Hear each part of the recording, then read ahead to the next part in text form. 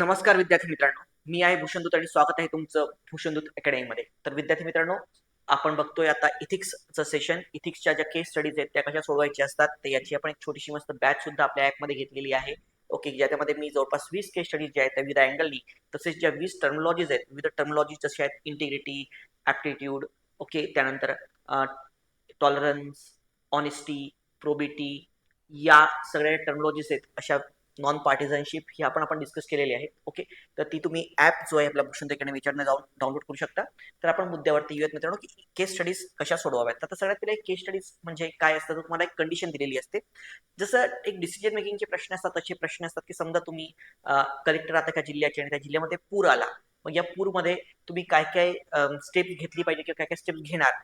त्या स्टेप घेणार तर त्याचे मेरिट्स, फायदे आणि तोटे काय काय आहेत, ओके, हे विशद करा. असं काहीतरी इन्फॉर्मेशन जी आहे ती तुम्हाला दिलेली असते. त्याच्यामध्ये नेमकं याचं रिलेव्हन्स इतकं का जास्त, तर तुम्ही जर का इथिक्सचा पेपरचा सिलेबस बघितला, तर इथिक्सच्या पेपरच्या सिलेबसमध्ये मित्रांनो टोटल कंपोनंट किती आहेत, तर टोटल याच्यामध्ये 8 पॉईंट्स आहेत. 8 पॉईंट्स आहेत, 8 पॉईंट्स आहेत. तर त्याच्यापैकी 7 पॉईंट कोणते कोणते आहेत. पहिले 7 पॉईंट जर का आपण बघितले, तर पहिला पॉईंट आहे तो इथिक्स अँड ह्युमन इंटरफेस. बरोबर आहे, इथिक्स अँड ह्युमन इंटरफेस हा पहिला पॉईंट आहे.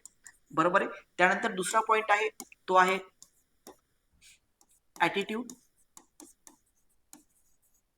देन तिसरा पॉइंट आहे इमोशनल इंटेलिजन्स, EI. देन चौथा पॉइंट आहे ज्याला आपण भावनिक बुद्ध्यांक असं सुद्धा म्हणतो, EI. ऍप्टिट्यूड, अभियोग्यता. देन पाचवा पॉइंट आहे तत्वज्ञ, philosophers of India and world, त्यांची फिलॉसॉफीज भारत आणि, ओके. सिक्स्थ टॉपिक आहे तुमच्या यातला तो आहे पब्लिक ऍडमिनिस्ट्रेशनच्या रिलेटेड, पब्लिक ऍडमिनिस्ट्रेशन. आणि सेवन्थ ज्याला आपण म्हणतो probity in the governance, corruption वगैरेच्या रिलेटेड. तर म्हणजे हे जे दोन चॅप्टर्स हे पबॅटचे रिलेटेड आहेत, शेवटचे दोन पब्लिक ऍडमिनिस्ट्रेशन. बरोबर आहे. त्यानंतर आपण जर बघितलं ऍटिट्यूड, EI अँड ऍप्टिट्यूड, हे मेनली आता यातला बराचसा पार्ट याच्याशी पण रिलेटेड करतोच आहे, पण हा मेनली काय कशा संबंधित आहे, so this is with the psychology. Okay. आणि इथिक्स आणि फिलॉसॉफर्स, तर हा जो पार्ट आहे, ओके, इथिक्स आणि काय फिलॉसॉफर, तर हा आहे फिलॉसॉफी.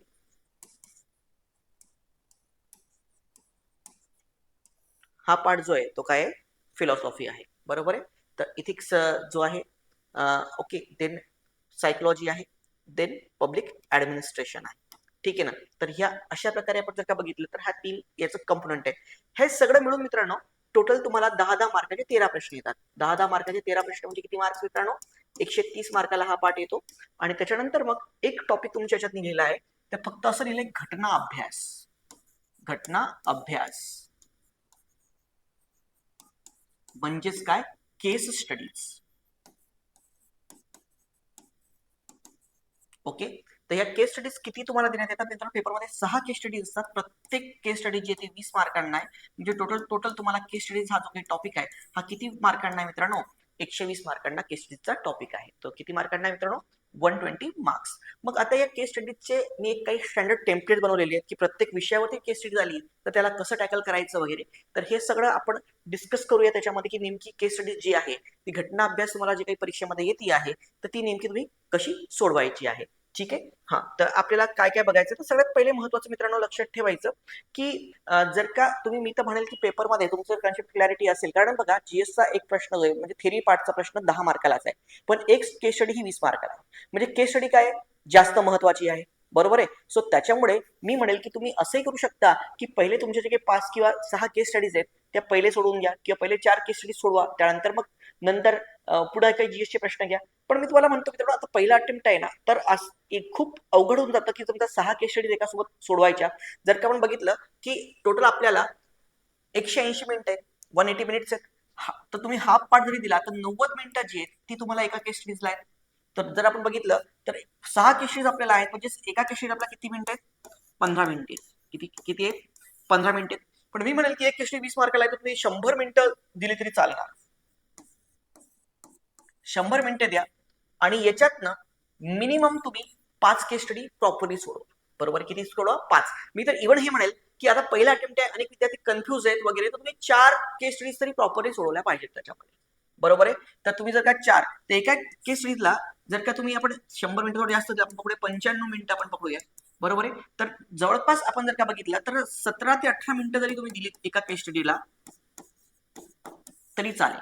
बरोबर आहे. 18 मिनिटे आपण काय करूयात एका केस स्टडीला देऊयात.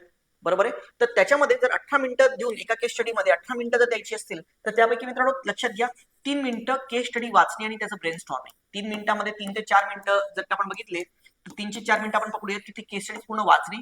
त्या केस स्टडीचं काय वाचन झालं पाहिजे. काही स्टडीज लहान असतात, काही खूप मोठ्या असतात आणि त्यानंतर त्याचं ब्रेन स्टॉर्मिंग की आपल्याला काय काय लिहायचं आहे. तर हे ब्रेन स्टॉर्मिंग मध्ये काय काय करावं लागणार आहे आपल्याला ते सगळं मी तुम्हाला डिस्कस करणारच आहे याच्यामध्ये. आणि त्यानंतर उरलेले जे काही आपले 14 मिनिटं आहेत, ओके 13-14 मिनिटं त्याच्यात पूर्ण तुमच्या केसचं काय झालं पाहिजे, लिखाण झालं पाहिजे. आता मी तुम्हाला म्हणतो बघा पहिला अटेम्प्ट आहे तर आता हा जो पहिला अटेम्प्ट वाले विद्यार्थी सध्या दिलेले तुम्ही 4 केस स्टडीज एकदम प्रॉपरली सोडवा आणि 5 सोडवायचं आणखी चांगलंच आहे. 6च्या 6 एकदम प्रॉपरली सोडून घेणार तर होऊ शकतं की इथे 110 वगैरे मिनिटं होतील. तर उगाच थेरी पार्ट जो मला वाटतं की पहिला अटेम्प्ट आहे तर खूप सोप्या सोप्या गोष्टी येतील टेक्नॉलॉजीज तर तो स्किप करता कामा नये. पण असं पण नाही की थेरी पार्ट इतका लिहिला की आपल्याला केस लिहायला टाइमच नाही उरला.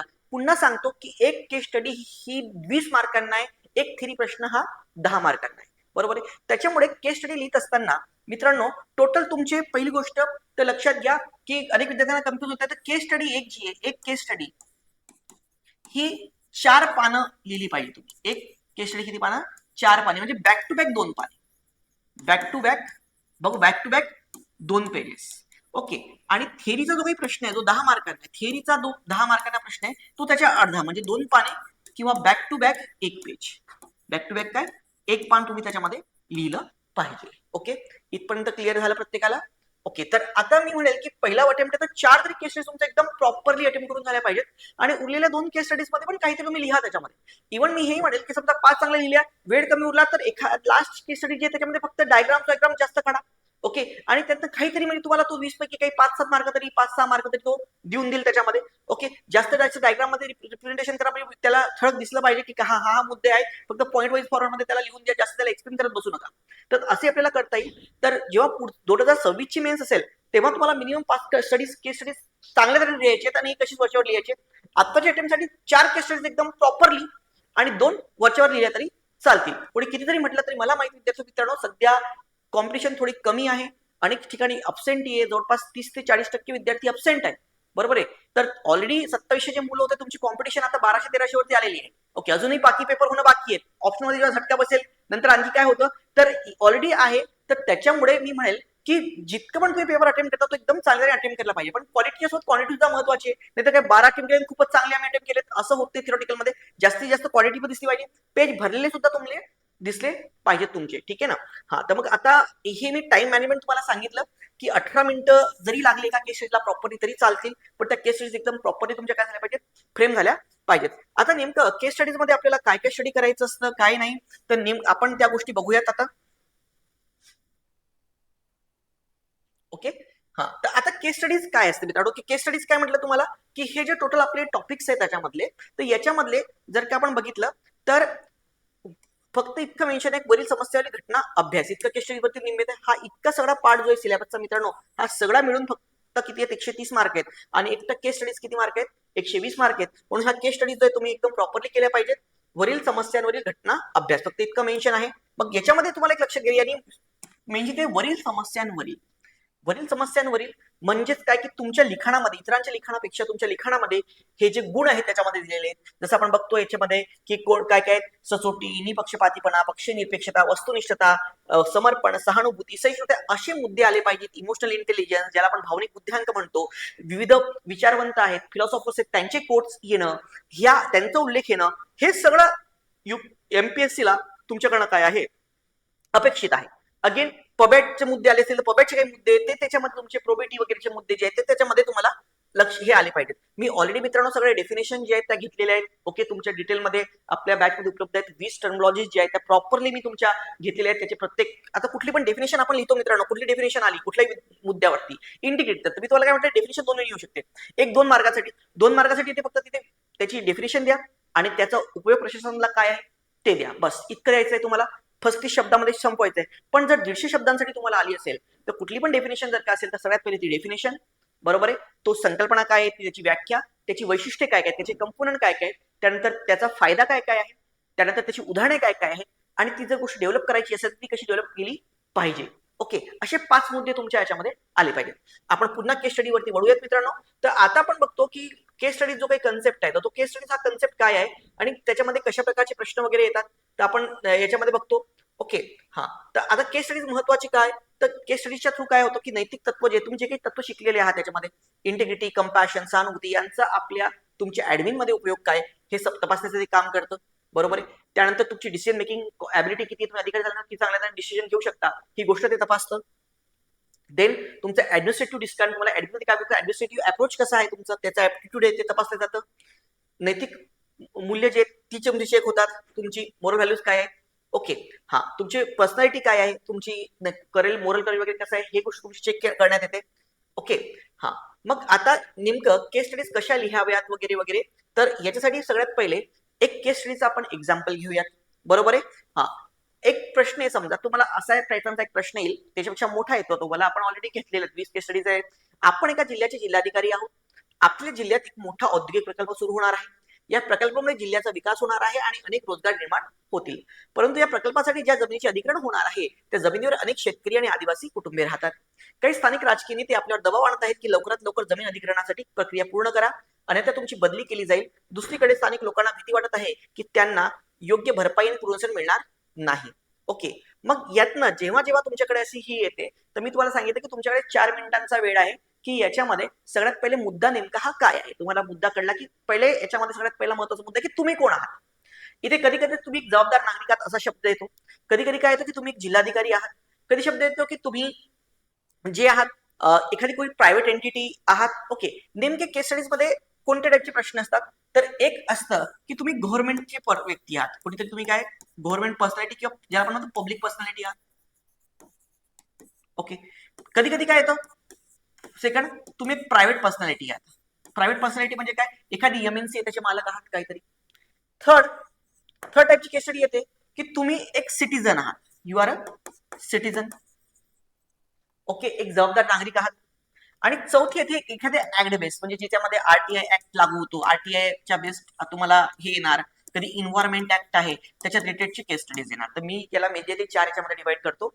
ओके, की तुम्ही तर सगळ्यात पहिले ना आयुष्यामध्ये आपल्याला आपली लायकी माहिती पाहिजे, खुद को खुद की औकात पता होनी चाहिए. आता तो म्हणतो की तुम्ही जिल्हाधिकारी आहात, तर येस तुम्हाला अजून करायचं तुम्ही कोणा जिल्हाधिकारी आहात. जिल्हाधिकारी आहात तर तुम्ही कोणाला ऑर्डर देऊ शकता, तिथे व्यवस्थापनाला मदत करू शकता. बरोबर आहे, तुमच्याकडे पूर्ण सिस्टीम आहे. बरोबर आहे, त्याचा तुम्ही उपयोग घेऊ शकता. पण एक सामान्य नागरिक असेल तर तुम्हाला पहिले अवेअरनेस आणणं, त्या सिस्टीमला ही गोष्ट पोहोचवणं, त्यांना हे करणं. तर इथे तुम्ही कोणात हेच लक्षात आहे. म्हणजे तुम्ही आहे फक्त ज्युनियर लिपिक एखाद्या कार्यालयात आणि तुम्ही म्हणणार की नाही मी यांना आदेश देईल की असा नीट हे करा ते करा, आणि तुम्ही ज्युनियर लिपिक आहात. आधी जिल्हाधिकारी असेल तर तो देऊ शकेल त्याच्यामध्ये, करेक्ट. तर म्हणून तुम्हाला हे लक्षात आलं पाहिजे की आपण कोण आहे, तर आपण जिल्हाधिकारी आहे, प्रकल्प सुरू करायचा आहे, त्याच्यासाठी अनेक लोक जी आहेत त्यांना विस्थापित करण्यावं लागत आहे, तुमच्यावरती दबाव आहे की त्यांना लवकरात लवकर जमीन अधिग्रहणासाठी प्रक्रिया पूर्ण करा, नाही तर बदली केली जाईल. बरोबर आहे. आणि दुसरीकडे लोकांना काय योग्य भरपाई आणि पुनर्वसन मिळणार नाही. ओके, तर मग आता नेमकं मित्रांनो जर का आपण बघितलं तर जे केस स्टडी मध्ये तुम्हाला 3 मिनिटं द्यायची असतात, वाचून तुमचं 1 मिनिटामध्ये होईल, लहान आहे 1 मिनिटापेक्षा कमी वेळ लागेल. पण जर का मोठी केस स्टडी असेल तर 2 मिनिटं वगैरे पण लागू शकतात. मग आता त्यानंतर नेहमी लक्षात ठेवायचं की केस स्टडी सोडत असताना केस स्टडीजच्या मिनिमम 6 ते 7 स्टेप्स असतात, 6 to 7 steps. Me usually 7 steps मध्ये केस स्टडी प्रिफर करतो, पण 6 स्टेप्स तुम्ही आहेत त्या लिहिल्याच पाहिजेत. पहिले तुमच्या याच्यामध्ये वाचतानाच जर का आपल्याला केस स्टडीज आहे तर ही जी 250 वर्ड्स मध्ये लिहायची आहे, तर तुमचे जो सध्या जो काही मुद्दा आहे तो तो प्रॉब्लेम काय, बरोबर आहे, त्याच्यामध्ये काय प्रॉब्लेम काय किंवा डिलेमा काय आहे, प्रॉब्लेम काय किंवा काय त्याच्यामध्ये डिलेमा काय आहे, हा पहिला महत्वाचा मुद्दा, की तो सध्या मुद्दा जो काही आहे तो आहे काय, हा पहिले समजणं तुम्हाला गरजेचं आहे. त्यानंतर तुम्ही त्याच्यात कोण आहात. Okay, who are you.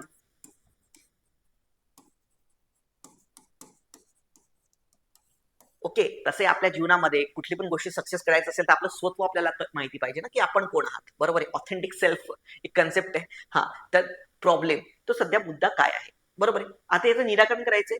त्यानंतर सेकंड गोष्ट तुम्ही लिहिली पाहिजे, स्टेक होल्डर्स म्हणजे भागधारक. या गोष्टीचा कोणत्या कोणत्या लोकांवरती काय पॉझिटिव्ह का काय निगेटिव्ह इम्पॅक्ट होईल. ओके, ते लोक याच्यामध्ये कोण इन्व्हॉल्ड आहेत, डायरेक्टली स्टेक होल्डर आणि काही इनडायरेक्टली असतात. तर ते कोण कोण आहेत हे शोधणं त्याच्यामध्ये. ओके, हे लिहिणं त्याच्यामध्ये. सो पहिलं काय, तो मुद्दा कुठला आहे, त्यानंतर स्टेक होल्डर्स, त्यानंतर व्हॅल्यूज, कोणती कोणती मूल्ये जी आहेत ना ती इन्व्हॉल्ड आहे त्याच्यामध्ये. So which are the values, म्हणजे आता हा जो मुद्दा आलेला, मग याच्या मुद्द्यामध्ये कोणते कोणते व्हॅल्यूज तुमचे इन्व्हॉल्व होतात, की एकीकडे काय एक अधिकारी म्हणून तुमचं काम आहे की जे जे तुम्हाला जर विकासासाठी खाली करायचं आहे बरं, तिथल्या लोकांचा विकास साधणे तुमचा उद्देश आहे, मग ती जी ऑर्डर आहे तुम्हाला ते काम करा. दुसरीकडे तुमचा डिलेमा काय की नाही आपल्याला करुणाभाव आहे त्या लोकांप्रती सहानुभूती आहे की नाही, मग त्यांचं कसं होणार, त्यांना जर मिळते तर त्यांची पर्याय व्यवस्था आहे का. तर इथे कोणती कोणती मूल्य तुमची येतात, यात तुमची काय काय चेक होते, तुमची लिडरशिप क्वालिटी चेक होते. ओके, हा. तर त्यानंतर तुमची इंटिग्रिटी चेक होते. ओके, तर ही जी मूल्य फार महत्वाची असतात तुमच्या लिखाणामध्ये. मित्रांनो एक काम तुम्हाला बेस्ट सांगतो की काय करा, 50 मी तुम्हाला 100 आपल्या टेलिग्रामला 100 105 काहीतरी मूल्यांची मी टर्मलॉजीज दिली आहेत आणि काही मूल्य सुद्धा दिली आहेत, किंवा याच्यामध्ये सुद्धा मी जी एक टेम्पलेट तयार केलेली आहे की कोणते कोणते मूल्य कोणत्या कोणत्या प्रॉब्लेम मध्ये येतात. जसे इन्व्हायरमेंटल प्रॉब्लेम आले तर कोणते कोणते मूल्य आले पाहिजे, सस्टेनेबल डेव्हलपमेंट, इन्व्हायरमेंटल रिस्पॉन्सिबिलिटी, पर्यावरणीय जबाबदारी, इंटर जनरेशन फार चांगला शब्द आहे, इंटर जनरेशनल जस्टिस, पिढ्यांमधील न्याय, येणाऱ्या पुढच्या पिढीला थोडा न्याय देता आला पाहिजे, संसाधन आता संपूर्ण काढ घेऊ, बरोबर आहे. हा, responsibility to use the resources, long term public welfare, त्यानंतर लिडरशिप आणि गव्हर्नन्स मध्ये आलं तर तुमचं विजन, दूरदृष्टी बघा, ही गोष्टी इथे लागणार. जबाबदारी, रिस्पॉन्सिबल लिडरशिप, तुमचं डिसिजिव्हनेस, सामूहिक हिताची भावना, कलेक्टिव्ह गुड आणि इनोव्हेशन, अशा टाईपचे काहीतरी मुद्दे तुमचे आले पाहिजे. तर यात हे पहिले 4 व्हॅल्यूज आहेत. आताची जी आपण जो काही उदाहरण बघतोय तर त्याच्यामध्ये या गोष्टी जास्त बेटरली इम्प्लिमेंट होतात. अगेन कॉन्स्टिट्युशनल बेस्ड काही आलं असेल तर सार्वजनिक पब्लिक इंटरेस्ट जास्त महत्वाचे, डेमोक्रेटिक व्हॅल्यूज आहेत, रूल ऑफ लॉ आहे, ओके, संवैधानिक नैतिकता आहे, कॉन्स्टिट्युशनल मोरॅलिटी आहे. ओके, तर ह्या गोष्टी आहेत. तर मी असे टेम्पलेट तुम्हाला प्रत्येकाचे बनवून दिलेले आहे, बरोबर आहे, की प्रत्येक जो चॅप्टर आहे त्याच्यामध्ये तर प्रत्येक कशी केस स्टडी झाली, कोणती कोणती तुमची मूल्य त्याच्यामध्ये आली पाहिजेत. दुसरी गोष्ट तुम्हाला एक महत्वाची सांगतो मित्रांनो, जेव्हा तुमच्या हातात पेपर येतो ना तेव्हा फटकन इथिक्सच्या पेपरमध्ये 40-50 ज्या तुमच्या जे कीवर्ड्स आहेत ते रेडी करा. बघा, इथिक्सचा हा जो प्रश्न आहे आता आपण जिल्हाधिकारी घेतला तो 5व्या-7व्या वर्गाच्या मुलाला पण तुम्ही सांगितलं किंवा 8व्या वर्गाच्या मुलाला सांगितलं तोही सॉल्व्ह करू शकतो आणि एक 60 वर्षाचा व्यक्ती तोही सॉल्व्ह करू शकतो. उलट तुम्ही त्यांना म्हटलं की भाई असे उदाहरणं येतात आयएसच्या पेपरमध्ये, तर मला अरे हे म्हणून माझा आयएस बनतो का, मी तर म्हणत होतो की बाबा आयएस म्हणजे फार मोठा व्यक्ती असतो, करेक्ट ना, आणि असे उदाहरण येतात का आयएसच्या परीक्षेमध्ये. तर मित्रांनो हाच फरक आहे. इथिक्सचे प्रश्न तुम्हाला जनरलाइज वाटतात पण तुम्ही इतरांपेक्षा वेगळे आहात, तुम्ही एक खरंच त्या दर्जाचे अधिकारी आहात, म्हणून तुमच्या याच्यामध्ये तुम्ही इथिक्सचे मास्टर आहात, इथिक्सचे स्टुडंट आहात, बरोबर आहे. तर तुमच्या याच्यामध्ये ते व्हॅल्यूज जे आहेत, इथिकल मूल्य आहेत ती वारंवार आली पाहिजे. तर बघा 20 मूल्य तर तुम्हाला सिलेबस मधूनच पडून जातात. जर का आपण सिलेबस बघितला आपला तर या सिलेबस मधून तुम्हाला काय मित्रांनो की जे 20 मूल्य आहेत ती तुम्हाला कोणती कोणती तुम्ही त्याच्यामध्ये बघू शकता की कोणती कोणती 20 मूल्य तुमच्या याच्यामध्ये ती जी आहेत. तर बघा की सचोटी, निपक्षपातीपणा, पक्षी निरपेक्षता, वस्तुनिष्ठता, सार्वजनिक समर्पण, सहानुभूती, सहिष्णुता, दुर्बल, हे ज्या गोष्टी आहेत, ओके, अभिवृत्ती आणि ह्या ज्या गोष्टी आहेत त्याच्या संबंधामधल्या, ओके, तर लोकसेवा प्रशासन, सभ्यता, माहितीची देवाणघेवाण, हे पारदर्शकता, माहितीचा अधिकार, नीती संहिता, आचारसंहिता, शब्द तुमचे 20 तर तशीच येऊन जातात तुमच्याला आणि 20 तुम्हाला प्रिपेअर करायचं. तर मी जे 100ची लिस्ट दिली त्यातनं बघा तुम्हाला कोणते लक्षात राहतात ही 20 मूल्य आणि ती लिहून घ्या पहिले तुमच्या एका रफ पेजवरती, बरोबर आहे. कशामध्ये, त्या पेपरवरती कॉपी करा असं म्हणत नाही मी, ते पेपरवरती तुमच्या जेव्हा येतो तिथे रफ लिहून घ्यायचं. ह्याचं कारण काय, खूपदा असं होतं मित्रांनो एकच पॉईंट जो आहे सचोटीत 5 वेळा 7 वेळा तुम्ही मेन्शन करता. अरे भाई, एखाद्याच्या तुम्ही डिसिजन मेकिंग लिहिलं, दुसऱ्याच्यामध्ये सचोटी शब्द लिहा. कोणताही कीवर्ड मित्रांनो पेपरमध्ये 2 किंवा 3 वेळेपेक्षा जास्त वेळा रिपीट व्हायला नको. आणि लक्षात घ्या, जसं तुम्ही पेपरमध्ये लिहिला सचोटी लिहिला, ठीक आहे, सचोटीला टिक करून घ्या रफ पेजवरती, हा झालाय. आता पुढच्या जेव्हा सचोटीच्या ऐवजी मी काय लिहिली, प्रामाणिकता लिहिली, ओके, त्याला टिक करून घ्या. पुढच्या वेळेस काय लिहिन मी, दुसऱ्या याच्यामध्ये तोच मुद्दा आला, त्याच्यामध्ये काय लिहिणार मी, प्रोबिटी लिहिणार, बरोबर आहे. म्हणजे काय, सभ्यता ज्याला आपण म्हणतो किंवा सत्यनिष्ठा लिहिणार.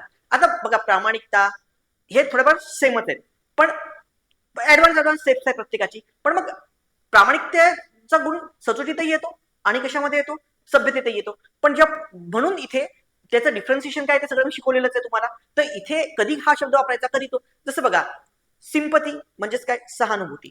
देन कंपॅशन म्हणजे काय, करुणा.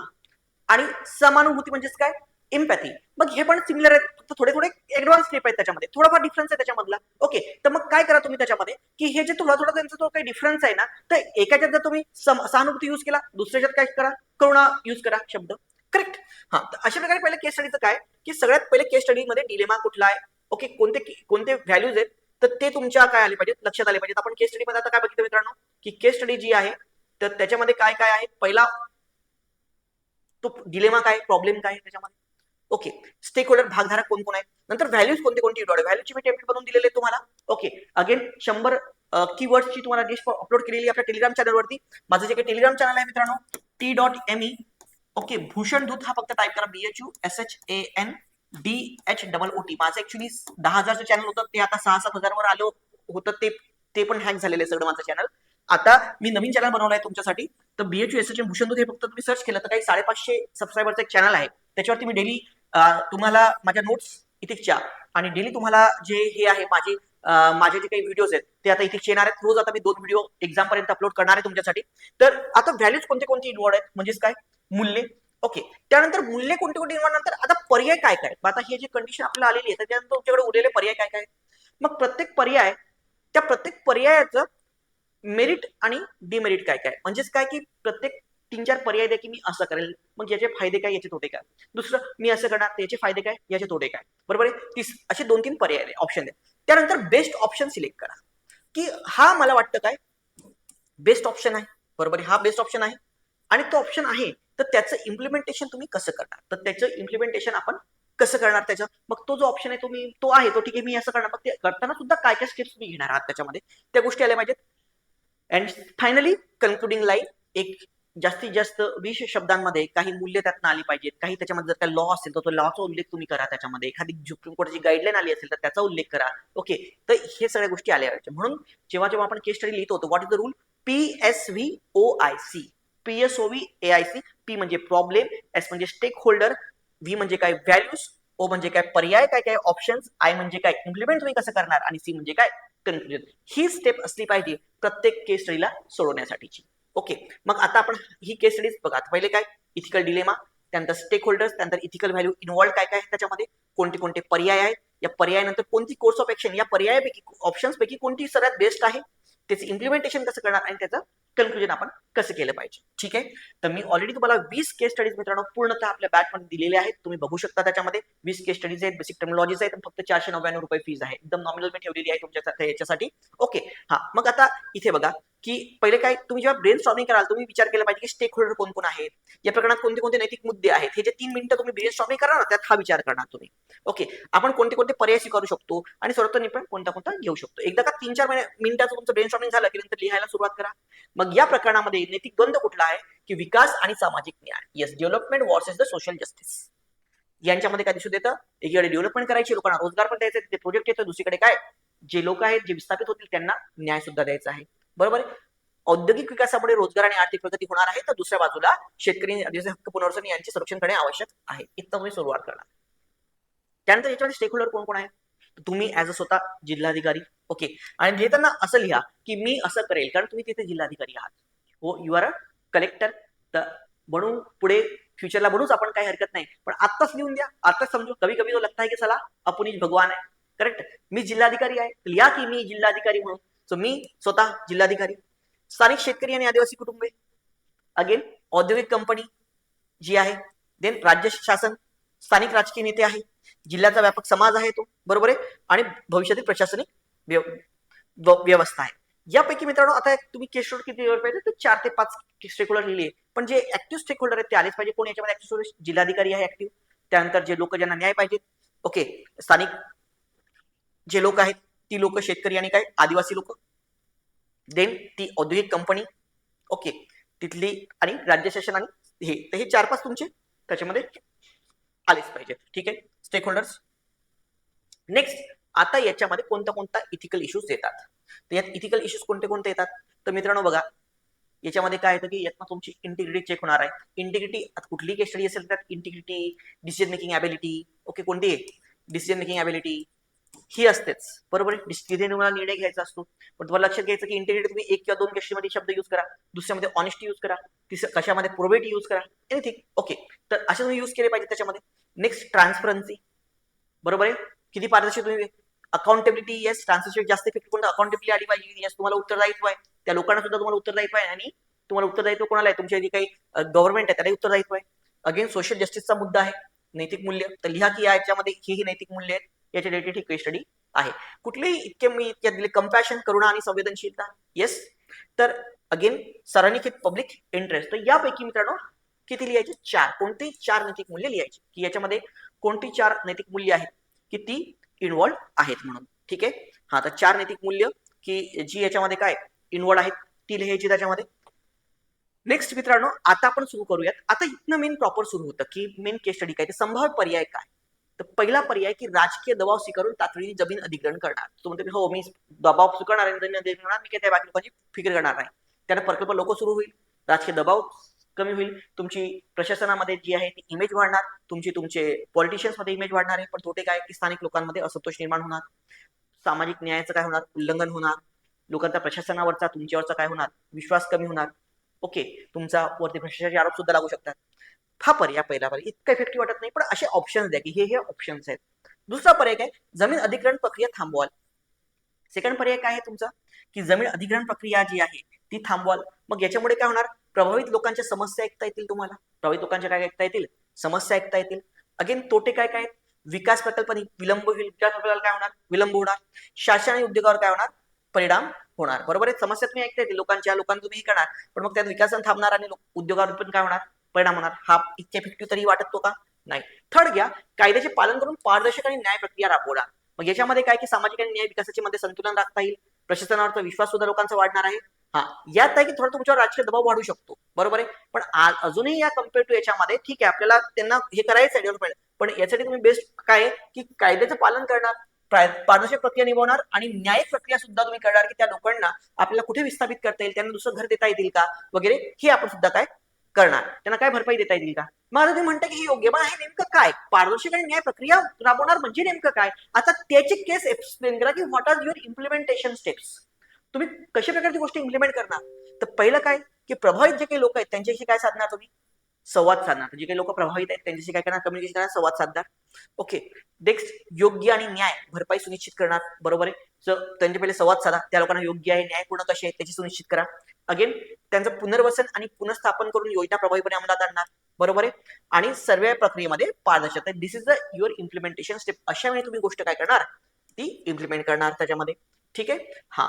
तर ह्या इम्प्लिमेंटेशन स्टेप्स आहेत. अगेन अचूक माहिती बघ, इम्प्लिमेंट आणखी काय, तर माहिती गोळा करणार, सार्वजनिक सुनावणी काय आयोजित करणार, त्यासाठी योग्य भरपाई आयोजित करणार. ओके, कायदे नियमांचे काटेकोर पालन करणार आणि वरिष्ठ माहिती देणार याची, बरोबर आहे.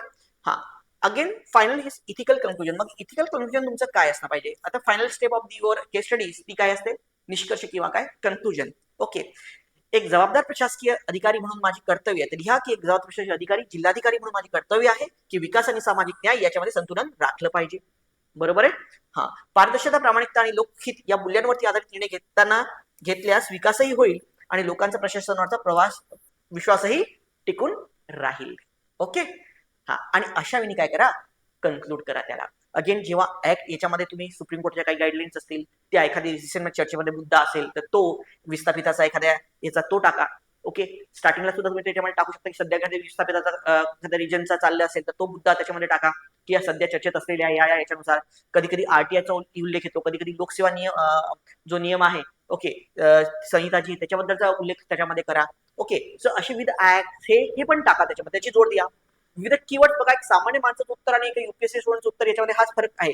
हे सामान्य माणूस पण उत्तर देऊ शकतो, पण इथे तुमचे विविध कीवर्ड्स आले पाहिजेत. सामान्य माणूस कधी अकाउंटेबिलिटी, ऑब्जेक्टिव्हिटी असे शब्द युज करत नाही, बरोबर आहे, तो जनरलाइज उत्तर देतं. पण तुमच्या उत्तरामध्ये सामाजिक न्याय, बरोबर आहे, कॉन्स्टिट्यूशनल मोरॅलिटी, हे असे जे काही टर्म्स आहेत, सोशल जस्टिस, कंपॅशन, असे शब्द आले पाहिजेत.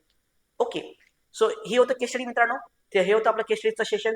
होप सो तुम्हाला चांगलं वाटलं असेल. आणखी तुम्हाला कोणते आता 4 दिवस हातामध्ये कोणते टॉपिकवरती तुम्हाला गायडन्स पाहिजे आहे इथिक्स मधल्या, तर ते मला निश्चितपणे तुम्ही कॉमेंट बॉक्समध्ये सुचवू शकता.